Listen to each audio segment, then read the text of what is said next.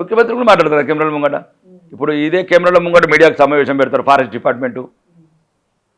ఇదే ఛానళ్ళ ముంగట మీరు వెళ్ళి చూడండి, యూట్యూబ్లో కొట్టుకొని చూడండి.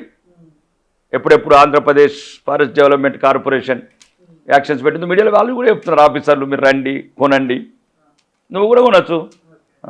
బాగానే సంపాదించారా రాకేష్ రెడ్డి గారు? అందరు ఎట్లా సంపాదించారు? ఇప్పుడు హైదరాబాద్లో తెలంగాణ 4 కోట్ల మంది ఉన్నారు. నేను ఒక్కరిని సంపాదించలే కదా, 30 ఏళ్ళు కష్టపడితే వచ్చిన. ఇప్పుడు నువ్వు 30 ఏళ్ళ తర్వాత నువ్వేమవుతావు? అందరికి మీలా బిజినెస్ అందరికీ ఎందుకుంటాయి? అందరికీ అందుకుంటే ప్రపంచంలో దేవుడు ఎట్లా తయారు చేయలేదు, సృష్టి అట్లా లేదు కదా. నీ చేతి నువ్వు సొంత కుటుంబంలో 4 సమానంగా ఉండరు. అనిల్ అంబానీ దివాలా తీసిండు, ముఖేష్ అంబానీ 4 లక్షల కోట్లకు పోయిండు. 2 పుట్టింది ధీరుభాయ్ అంబానీకి. ప్రధానమంత్రి గారు ప్రధానమంత్రి అయిన రామ్నాథ్ మోడీ గారు రేషన్ షాప్ నడుపుకుంటున్నారు. వాళ్ళ వృత్తులు చేసుకుంటారు. ఒక గవర్నమెంట్ ఎంప్లాయీ, ఒక బ్రదరు. రేవంత్ రెడ్డి అన్నదమ్ములందరూ ముఖ్యమంత్రులేనిగా.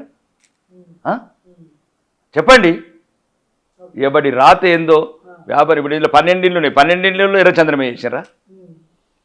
ఇప్పుడు ఆ ఇల్లోడు ఈ ఇల్లోడు కూడా ఎర్రచంద్రమే చేసిండా? ఆయన ఒక సాఫ్ట్వేర్ కంపెనీ, ఆయన ఏదో ఒక కంపెనీ, ఈయన ఒక కంపెనీ, ఒకడు బట్టల దుకాణం ఉన్నది, ఒకడు బంగారం దుకాణం ఉన్నది, ఒకడు తోట వ్యవసాయం చేసుకుంటుండు. ఏదో మొత్తం తెలంగాణ నేను ఒక్కనే సంపాదించినట్లు నేను అంటే ఎక్కడి నుంచి మీడియాకు సామాన్యులు సమాజంలో గుర్తింపు రాకూడదు. దొరల పిల్లలు లేకపోతే మంచి మంచి రెడ్డిల పిల్లలు, ఆ రెడ్డి కొడుకు ఈ రెడ్డి కొడుకు రాజశేఖర రెడ్డి కొడుకు ముఖ్యమంత్రి కావాలో, వాళ్ళ మనమన్లు ముఖ్యమంత్రులు కావాలా, తెలంగాణలో ఆడి తమ్ముడు మళ్ళీ మంత్రి కావాలా, ఈడి తమ్ముడు ఎంపీ కావాలా అంటే ఏ ఒక మామూలు సామాన్య కుటుంబంలో ఉట్టి మేము వ్యాపారాలు చేసి 10 రూపాయలు సంపాదించుకుంటే ఇంత ఎందుకు, ఇంత కుళ్ళెందుకు సమాజానికి? ఎందుకు? ఏం ఏం ఏం నేరం చేసినాం?